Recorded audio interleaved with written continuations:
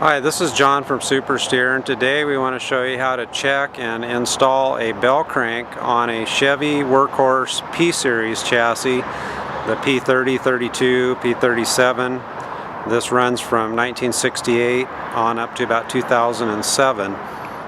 This chassis has two bell cranks, one on each side, and first we'll show you what to look for on these parts.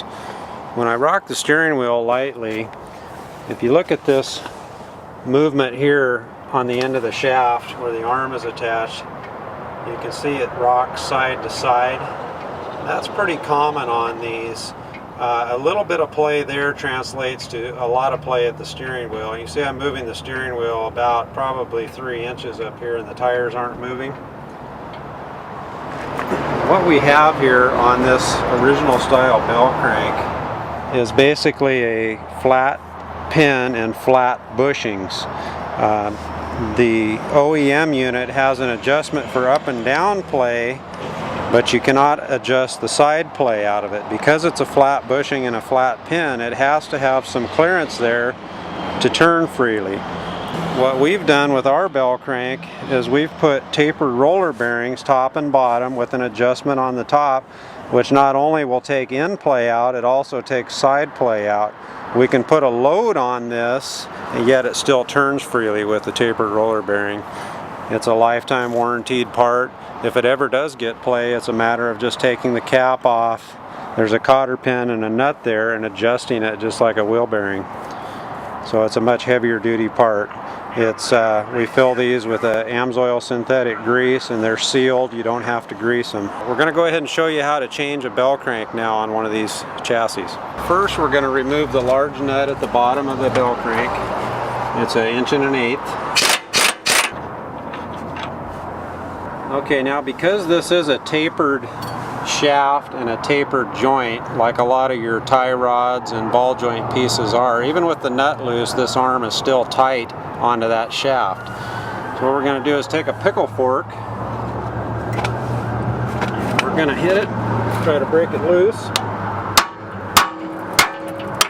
Okay, that broke the taper. So if you don't have a pickle fork, what you can do is carefully hit on the side of the arm and it'll break that taper loose. Just the jarring of it will knock that taper loose. You don't want to continue hitting on it after the taper is broken loose because you can distort the arm. Now that we've got that taper broken loose, we're going to go ahead and unbolt these 4 bolts. Now you'll notice on these chassis it is the same part right and left. The driver's side is held on with 4 bolts, but the passenger side is only held on with 3 bolts. Okay, so now I'm going to go ahead and remove the bolts holding it to the frame. Normally you'd be working from underneath. A little easier on this bare chassis. Okay, so this is the factory bell crank that we've pulled loose. This is where the play was at in that shaft. Make sure that our frame surface is clean. We've removed this old seal here. Okay, so now we're ready to install our new p3032 bell crank. Comes with a new nut and washer on the bottom. Comes with instructions and your new mounting bolts, washers, and nuts. Whenever you're changing any steering parts or suspension pieces, really should recheck the alignment. And we note that in here, alignment must be rechecked after installation. We even provide some special alignment specs for these chassis. Just kind of set that in place. Should have a washer inside and outside on each bolt. Okay, so now we're checking the torque on these. They should be at least 60 foot-pounds of torque. We're going to go ahead and lift this arm up into place and install our lock, washer, and nut. Okay, now we're going to check the torque and make sure we've got at least 120 foot-pounds of torque. And that completes the installation other than having the alignment rechecked.